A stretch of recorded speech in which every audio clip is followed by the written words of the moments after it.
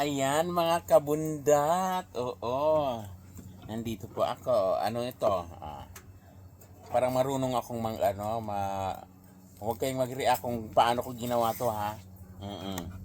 Ganito lang yung style ko. Ganito yung sa akin. Iba rin yung sa inyo, di ba? Oh. Kasi hindi siya masyadong fresh, so hindi siya pwedeng kamayin. Kailangan talagang may kutsilyo. Yan. Kasi ano na siya, 2 days ago. So hindi siya masyadong na. So kailangan kong di ba? Ayan. Kumakain ba kayo nito? Oh. Basta ako kumakain ako. Kahit ano. Kasi ang dahon ginamit namin ng ibang So ngayon, ito naman Gegit si N. Yan. Yan. Ano lang. Di ba? Kumakain ba kayo nito sa inyo? Kung kumakain kayo, di manood lang kayo.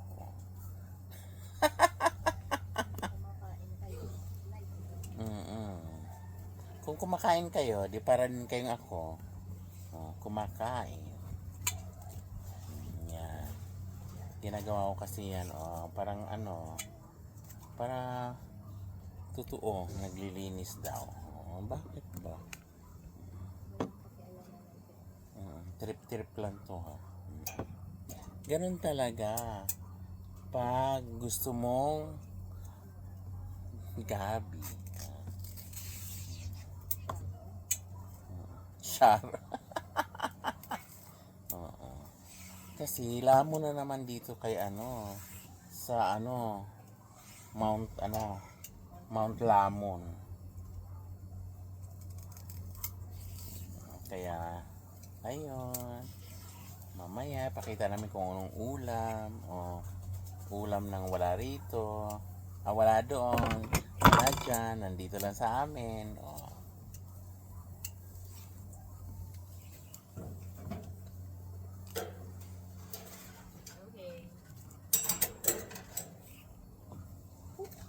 Huwag kayo mag-react, first time ko to ha. First time ko maglinis ng ganito. My dogs! Stop eating my plants! Wala kang magagawa, tuta yan. Ganyan talaga ang tuta.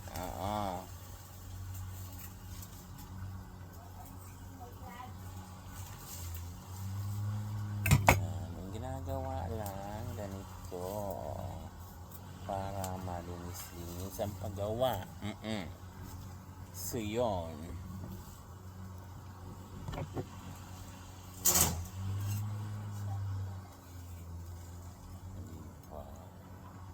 Diba?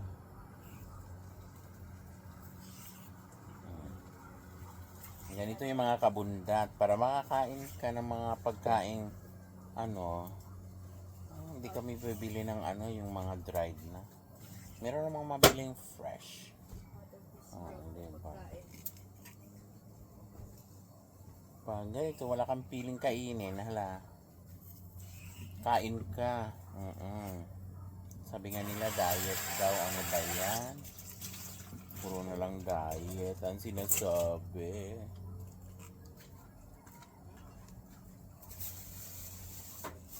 Wala talaga akong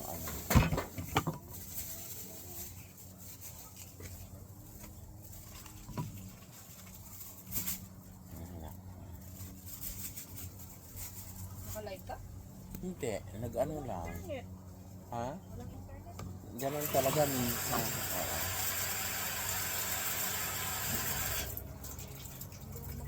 Radio. Bakit wala kang internet? Hindi ko nga alam eh. Hi, Yodge!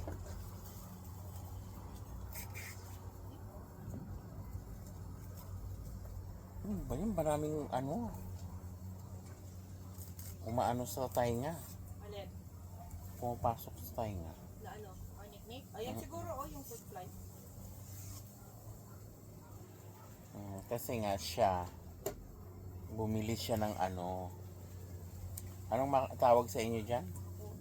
Makupa, sa amin tambis kasi. Gosh. Ngayon, bumili siya doon sa ano, ng isang araw.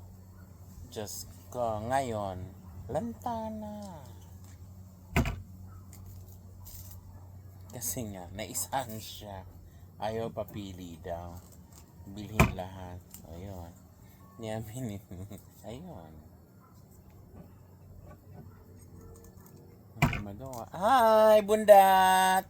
Ay, Diyos ko. Okay, thank you. Ganyan po ako nag-ano ha. Ganyan po ang ano ko. Paglinis.